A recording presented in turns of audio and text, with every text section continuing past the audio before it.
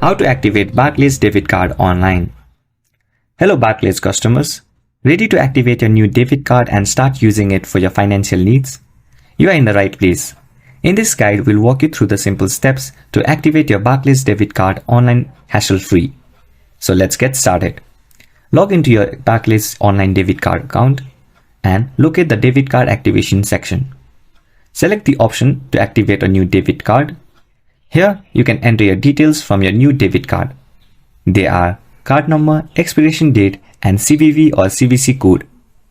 Verify your identity, possibly by entering your one-time password (OTP) sent to your registered number or email address.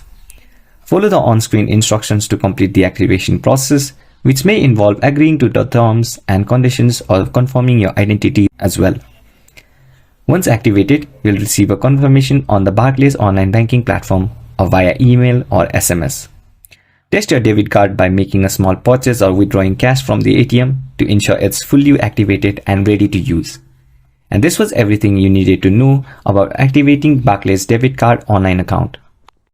If you find this video helpful, please make sure to like and subscribe to our channel.